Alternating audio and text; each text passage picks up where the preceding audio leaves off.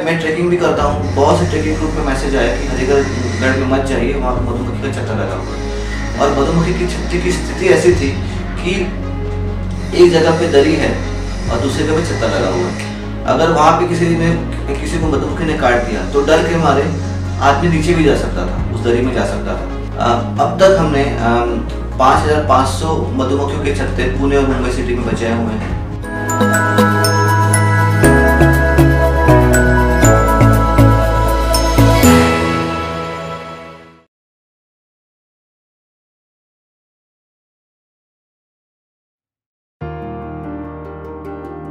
नमस्कार, चावड़ी business training में आप सबका स्वागत है। दोस्तों, शौक बड़ी चीज है और इस शौक को कामयाबी में बदलना जो सीखते हैं वो कहलाते हैं एक सक्सेसफुल बिजनेसमैन। आज हम ऐसे शख्सियत के बारे में जानेंगे जिन्होंने आईटी कंपनी का काम छोड़कर मधुमक्खियों को रेस्क्यू करना शुरू कर दिया। हमारे बिल्डिंग में एक बार मधुमक्खी का बड़ा छत्ता लगा था और लोगों ने पेस्ट कंट्रोल कंपनी के थ्रू पूरे मक्खियों को एक रात को जला दिया था। तो उस घटना के बाद मेरी पूरी ज़िंदगी बदल गई। मुझे लगा कि लोगों को हनी तो चाहिए है पर मधुमक्खियाँ नहीं चाहिए उनके जीवन में। तो ये जो मॉडल है, मधुमक्खियाँ नहीं चाहिए है पर शहद चाहिए, ये मॉडल कितना दिन टिकेगा। उसके बाद मैंने सोचा कि किसी ने इन मधुमक्खियों को बचाना चाहिए, कुछ तो होना चाहिए। ये ऐसा मधुमक्खी मारना ठीक नहीं है। उसके बाद एक हफ्ते बाद मुझे लगा कि क्यों ना मैं खुद मधुमक्खियों को बचाने लग जाऊं। और उसके बाद मैं मास्टर ट्रेनर बना और पुणे और मुंबई सिटीज़ में हम लोग मधुमक्खियाँ बचाने लग गए। तब तक मैंने जॉब छोड़ दिया था आईटी कंपनी का और पूर्ण तरीके से मैं मधुमक्खियों के ऊपर काम करने लग गया। अब तक हमने 5500 मधुमक्खियों के छत्ते पुणे और मुंबई सिटी में बचाए हुए हैं और उनको रिलोकेट भी किया हुआ है, स्थलांतरण किया हुआ मधुमक्खी के छत्ते के साथ। उसके अलावा हमने आदिवासियों को भी ट्रेनिंग दी हुई है। मतलब 550 आदिवासियों को हमने ट्रेनिंग दिया हुआ है, वो कैसे मधुमक्खियों को बिना जलाए शहद निकाल सकते हैं। एक छत्ते से आप कैसे 3 से 4 बार शहद निकाल सकते हैं। तो उसको सस्टेनेबल हनी हार्वेस्टिंग प्रोसेस ऐसे कहते हैं। उसके अलावा हम लोग हनी भी सेल करते हैं। ये आप देख रहे होंगे, ये सब ऑर्गेनिक हनी है, नेचुरल हनी है, जिसको प्रोसेस नहीं किया गया है। और ये जो हनी है, जो मधुमक्खी पालक है और जो आदिवासी हैं, वो बिना हमारे साइंटिफिक तरीके से शहद इकट्ठा करते हैं। यही वो हनी है, हम उसको सेल भी करते हैं। उसके अलावा हमने बहुत लोगों को अवेयरनेस प्रोग्राम भी दिया हुआ है सिटीज़ में, स्कूल्स में, कॉलेजेस में। मधुमक्खी को बचाना क्यों ज़रूरी है, मधुमक्खी का अपने जीवन में क्या महत्व है, स्टूडेंट्स को हमने अवेयरनेस क्रिएट किया हुआ है। और उसके बाद हमारे स्टार्टअप का नाम है बी बास्केट और ये हमने 2016 में रजिस्टर किया।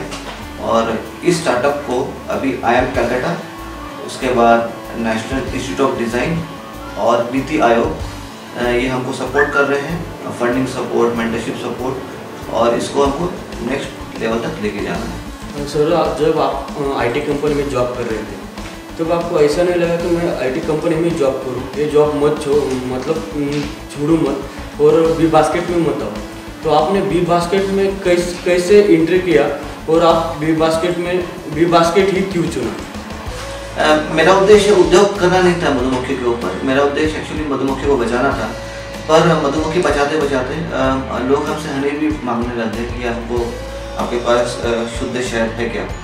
तो ये मॉडल जो है मधुमक्खी बचाने का मॉडल सस्टेन करने के लिए हम फिर मधु भी सेल करने लगे, शहद भी सेल करने लगे। उसके अलावा इसका दूसरा बेनिफिट ये हुआ कि लोगों को शुद्ध शहद मिलने लग गया। और जो आदिवासी है, जिनको पता नहीं कहाँ बेचना है, मार्केट नहीं था कैसे बेचना है, तो उनको एक मार्केट भी मिल गया। और इसके अलावा उनको अच्छे रेट भी मिलने लगे। पहले वो बहुत कम रेट में शहद बेचते थे, अभी उनका जो इनकम है, शहद से इनकम 3 गुना बढ़ गया। बी बास्केट एक ऐसा बिजनेस है जो अभी तक किसी ने देखा नहीं होगा, किसी ने सुना नहीं होगा। पर आपने जब बी बास्केट करने का सोचा तो आपको कठिनाइयाँ भी बहुत आई होगी। जब आप स्टार्ट करते होगे बी बास्केट का बिजनेस, जब आपको कठिनाई भी बहुत आई होगी, जब आपको कठिनाई आई तब आपने उसके ऊपर कैसे सक्सेस पाई? कठिनाई तो बहुत हुई, क्योंकि अभी तक मधुमक्खी बजाने का कार्यक्रम पूरे भारतवर्ष में कहीं नहीं हुआ था। हमको पता भी नहीं था हम कहाँ जाने वाले हैं, ये भी हमको पता नहीं था कि कितने मधुमक्खी के छत्ते सिटी में लगते हैं। उसका कहीं भी डेटा नहीं था, कुछ भी नहीं था। तो हमने बचाना तो चालू किया। पहले हम लोग फ्री में छत्ता निकालते थे, बाद में हमको लगा कि ऐसे फ्री में निकालना का कारण क्या होता है, एक तो आप सस्टेन नहीं कर पाते, दूसरा लोगों को उसकी वैल्यू भी नहीं रहती है फ्री में अगर आप किसी का निकालोगे तो। और इसके अलावा जो आपके साथ काम कर रहे हैं, जो बी रेस्क्यूअर जो हमने बनाए हैं, उनको भी तो वो सैलरी पे उनका घर कैसे चलेगा। तो इस कारण हम लोग को चार्ज करने लगे। और फिर हमको लगा कि छत्ता बचाने लग गए, तो वर्ड ऑफ माउथ के थ्रू हमको बहुत सारे कॉल आने लग गए। तो दिन में हमको आजकल 5 से 6 मधुमक्खी के कॉल आते हैं। एक बार ऐसे ही उनके दोस्तों का मैसेज उन्हें आया व्हाट्सएप की ग्रुप पर कि हरिहरगढ़ जो है वहां पर मधुमक्खियों का छत्ता है। पूना से अमित जी निकले रात के समय नासिक की ओर हरिहरगढ़ के लिए। उन्हें यह भी पता नहीं था कि वहां सचमुच मधुमक्खियों का छत्ता है भी या नहीं। सुबह लगभग 4:30 बजे अमित जी हरिहरगढ़ पहुंच गए और ट्रेकिंग करते हुए गढ़ पर लगभग 7:30 तक पहुंच गए। और ये जो छत्ता था खाई की दूसरी ओर, बीच में हजारों फीट की खाई, अगर नीचे गिर जाए तो मरना तय था। इस परिस्थिति में भी उन्होंने ये रेस्क्यू ऑपरेशन सक्सेसफुली सफल किया। अपनी जान की परवाह न करते हुए भी मधुमक्खियों का रेस्क्यू ऑपरेशन किया। ये जो रेस्क्यू ऑपरेशन था उसमें कुछ भी हो सकता था। सभी दिक्कतों को पार करते हुए ये टास्क उन्होंने पार किया और जो लोगों के मन में डर था मधुमक्खियों के लिए वो निकाल दिया। मधुमक्खियां भी सुरक्षित और लोग भी। ऐसी बहुत सारी कठिनाइयों का सामना उन्होंने किया और अब वो है एक सक्सेसफुल बिजनेसमैन।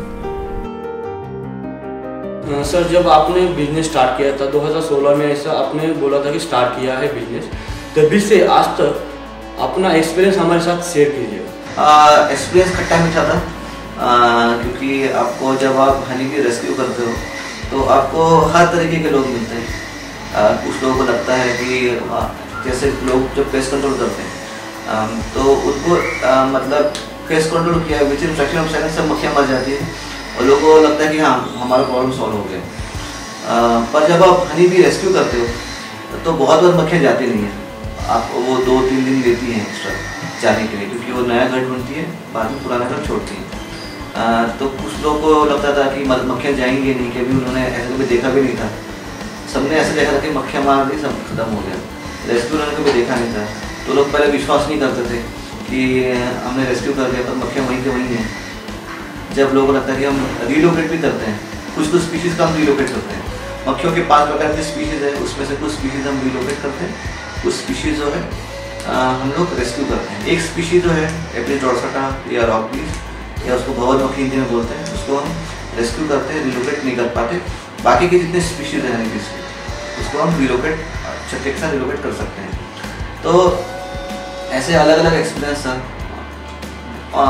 बहुत लोगों से मेरा परिचय भी बढ़ा और मुझे एक पुणे और मुंबई से बहुत बड़ी फैमिली मिल गई इस मौके में कारण। मैं IT जॉब में होता तो मेरे कांटेक्ट कम होते, पर इस जॉब के कारण मेरे कांटेक्ट बहुत अच्छे हो गए। सर, जब आपने बिजनेस स्टार्ट किया था तब आपने सोचा होगा कि किसी को भी ऐसे लगता है कि फैमिली का सपोर्ट तो चाहिए, आपको फैमिली का सपोर्ट मिला? मतलब सपोर्ट तो मेरे दोस्तों ने मुझे किया था, पर फैमिली को थोड़ा लग रहा था कि क्या होगा, कि हम मक्खियाँ निकालते हैं, ये तो आदिवासी लोगों का काम है, हमारा काम थोड़ी है। और घर वालों को लग रहा था कि पता नहीं क्या, किसी ने ऐसा काम किया भी नहीं था, घर में किसी ने काम नहीं किया था ऐसे खेती के ऊपर या फिर वाइल्ड लाइफ के ऊपर, सब नौकरी पेशा थे। और ऐसे स्टार्टअप बिजनेस खोलने के मुझे लगता था कि क्या पता कैसे होगा, हमारे पूरे घर में किसी ने नहीं किया था। तो वो उसके मतलब थोड़े सोच रहे क्या करना चाहिए, मतलब ये आगे कैसे होगा। पर मैं भी मेरे काम के ऊपर मैं उसी में करना चाहता था। तो बाद में उन्होंने विरोध नहीं किया, बाद में सपोर्ट करने लगे मेरे काम के ऊपर। लॉकडाउन में आपको कौन कौन सी कठिनाइयाँ आई है और आपने उसके ऊपर कैसे सक्सेस पाया? जब लॉकडाउन हुआ था तो शुरुआत में 10 से 15 दिन तक कुछ भी नहीं, घर पे ही थे। उसके बाद क्योंकि मधुमक्खी रेस्क्यू करते करते मेरे अच्छे कांटेक्ट हो गए थे, मतलब डिवीज़न कमिश्नर थे उस टाइम पुणे सिटी के, और पूरे डिवीज़न के डिवीज़न कमिश्नर थे मेसेकर सर, तो उनसे मेरी अच्छी पहचान थी।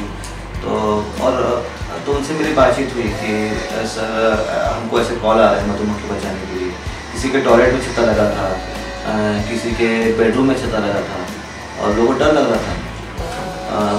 तो एक जगह एक ही टॉयलेट था जहाँ पे छत्ता लगा था, जाएंगे तो कैसे जाएंगे छत्ता लगा है। तो फिर ये सब जो बातें हैं तो मैंने मेसेकर सर को मैंने बताई, तो उन्होंने उसके लिए अंडर वाइल्ड लाइफ प्रोटेक्शन के अंदर इसके स्पेशल पास अरेंज किया था। तो उस पास के कारण हमने बहुत सारे एनिमीज बचा सिटी में, अलग अलग जगह पर हम लोग गए और कठिनाई तो हुई थी पर हमने रेस्क्यू ऑप्शन रोका चालू रखा। बी बास्केट के बिजनेस में नए उद्योजक कैसे सक्सेस होंगे और कैसे वो अपने लाइफ बी बास्केट में बनाएंगे, इसके ऊपर हमें थोड़ा सा मार्गदर्शन कीजिए। जब आपको बी कीपिंग करना है या मधुमक्खी के ऊपर काम करना है तो आपको मधुमक्खी से प्यार होना बहुत ज़रूरी है। उसके बाद आपको खेती फ्लावरिंग के ऊपर नॉलेज होना ज़रूरी है।